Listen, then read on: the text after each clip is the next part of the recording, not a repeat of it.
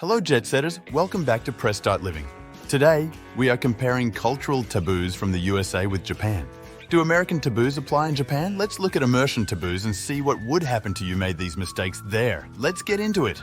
The delightful dance of discussing dough, or rather, the absolute taboo of it.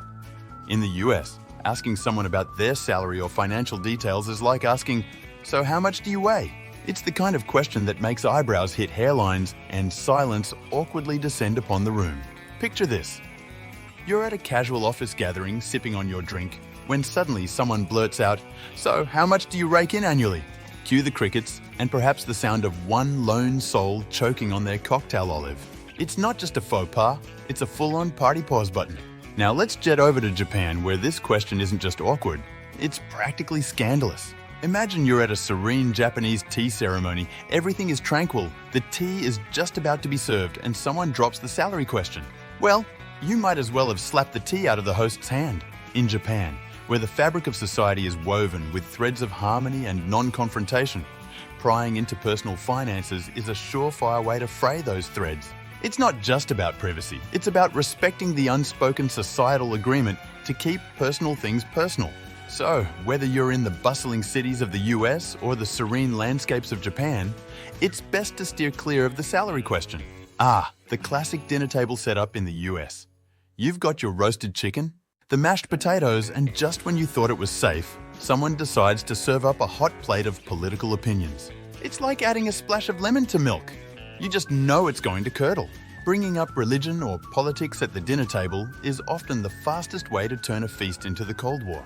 Imagine Aunt Linda passing the gravy with a side of her controversial political views. Suddenly, everyone's digesting more than just their food. Now let's hop over to Japan, where the dinner table is less about debate and more about harmony and respect. Here, tossing politics or religion into the conversation is like throwing a sumo wrestler into a tea ceremony. It's just not done. Japanese culture highly values way, harmony, and maintaining a smooth, peaceful interpersonal atmosphere. So, when you're sitting down to a beautifully laid out sushi spread, the only rolls you want to see are on your plate, not the verbal kind that could flip the table of polite conversation. Navigating the choppy waters of humor can be like tightrope walking in a hurricane, especially when it veers close to the realms of race or ethnicity. In the US, using racial slurs or making racist jokes is about as welcome as a skunk at a lawn party. It's the kind of move that can clear a room quicker than you can say, faux pas. Imagine cracking a so-called joke at a friendly neighborhood barbecue and suddenly finding that the only thing grilled harder than the burgers is, well, you. Zip over to Japan, and the scene shifts slightly, but the essence remains the same. While Japan might not have the same racial diversity as the melting pot of the US, the sensitivity towards racial harmony and respect is just as potent. In a society that values subtlety and propriety, making racially insensitive jokes is like dropping a loud bomb in the serene silence of a Zen garden. It disrupts the peace and can make you the human equivalent of a poorly timed gong strike at a meditation retreat. Now how about the national flag? It's not just a piece of fabric, but a heavyweight champion of cultural symbolism, whether you're chilling in the USA or sipping green tea in Japan. Let's unpack this suitcase of patriotic decorum, shall we? In the land of the free and the home of the brave, messing with the flag is like showing up to a vegan potluck with a rack of ribs. It's a major party foul. Picture this. You're at a 4th of July barbecue, everyone is enjoying the fireworks and apple pie, and someone decides it's a good idea to use Old Glory as a picnic blanket. The collective gasp could probably be heard from sea to shining sea. In the US, the flag is a symbol of national pride and respect. Letting it touch the ground or wearing it like it's your favorite pair of jeans is likely to earn you some serious side-eye and possibly a history lesson from the nearest patriot. Now let's jet over to Japan, where the national flag, known as the Hinomaru, also demands respect, albeit in a more subdued fashion. Here, the flag isn't just a symbol, it's a delicate whisper of national identity. Disrespecting the flag, like letting it drag on the ground, is definitely in bad taste. But you might not witness the same level of public outcry as in the States. The Japanese are big on respect, but not so much on confrontation. The reaction might be less of a dramatic gasp and more of a disapproving glance that says, "We both know you're better than this." So, whether you're stateside or in the land of the rising sun, treat the flag with the same respect you'd want for your grandmother's heirloom quilt. It's not just decor, it's a piece of national heart. Keep it flying high and keep it clean, because nobody likes a dirty flag, literally and figuratively. Queue jumping. It's the universal language of how to make enemies and irritate people. Let's dive into why this particular faux pas is about as popular as a skunk at a garden party. Whether you're in the bustling streets of New York or the orderly queues of Tokyo. In the USA, standing in line is like a silent agreement among strangers. You respect the line respects you. But cut in line at your own peril. It's akin to declaring, "My time is more important than yours," which, in the land of liberty and justice for all, is fighting words. Imagine this.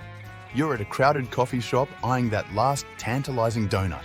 Just as you're about to claim your prize, someone swoops in from nowhere, breaking the sacred line order. The outrage isn't just about the donut. It's about the shattered, unspoken covenant of fairness. The glares you'll receive will be hotter than the coffee brewing behind the counter. Now let's hop over to Japan, where the art of queuing could practically be a national sport. Here, the queue is more than just a line. It's a ballet of societal harmony and respect. Skipping the line? It's not just rude, it's a cardinal sin. It disrupts the harmony, and is as shocking to the Japanese as someone shouting during a serene tea ceremony. The response, however, will typically be less confrontational than in the US. Instead of angry confrontations, expect icy stares that could freeze sushi. Alright, let's talk about personal space, or as I like to call it, the invisible bubble we all cart around like our own personal no-fly zone.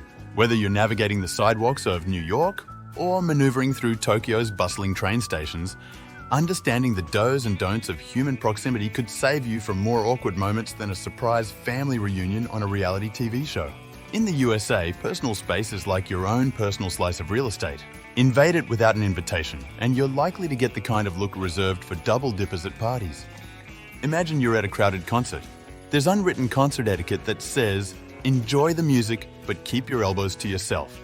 Get too close to someone who didn't sign up for a duet dance, and you might find that American individualism isn't just about freedom of speech, but also freedom from someone else's breath on your neck.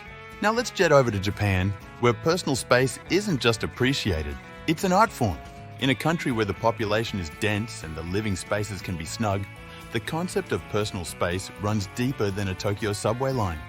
Even in crowded places like trains, where personal space seems like a myth, everyone tries their best to minimize contact. It's like everyone's participating in a silent ballet, each moving in their own bubble. Brush up against someone? Prepare for a swift and silent bow of apology. They take the business of bubbles seriously! Did you know navigating conversation etiquette is like playing verbal ping pong?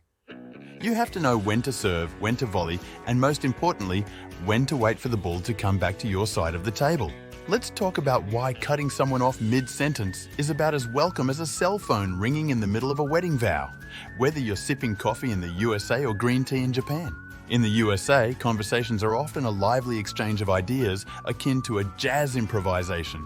Everyone gets a solo, but you have to wait your turn. Jump in too early, and it's like you're the guy who starts clapping before the concert's final note has died away. Awkward, right? Imagine you're at a brunch and there's that one friend who starts telling a story about their cat's latest antics. If you bulldoze over their tail with your own story about your dog, you're basically saying, "Move over, Fluffy, Fido's in town." Not cool. It disrupts the flow, and it can turn what should be a symphony of dialogue into a cacophony of dueling monologues. Now take a virtual hop over to Japan, where the conversational dynamics dial up the formality and respect even further. Here, interrupting someone is not just rude, it's like throwing a wrench in the well-oiled machine of social harmony. The art of conversation in Japan resembles a carefully choreographed dance, where every move, or in this case, every word, is precisely timed for maximum respect and effect. If you interrupt, it's not just a faux pas, it's a disruption of the social fabric. And trust me, the resulting silence can be more deafening than any misplaced word. Whether you're in the bustling streets of New York or the serene setting of Kyoto, remember, your words are precious, but so is your timing. Keep the conversational ping-pong going smoothly by waiting for the ball to be in your court. This way, you avoid turning a friendly chat into an accidental battle of the bands. Or should I say, battle of the banter.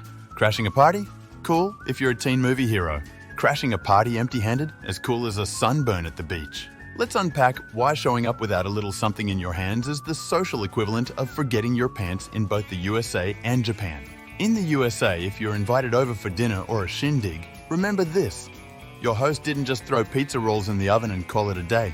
There's planning, cleaning, and possibly hours of puzzling over whether the dinner theme should be taco night or Tuscany dream. So turning up with just your charming self?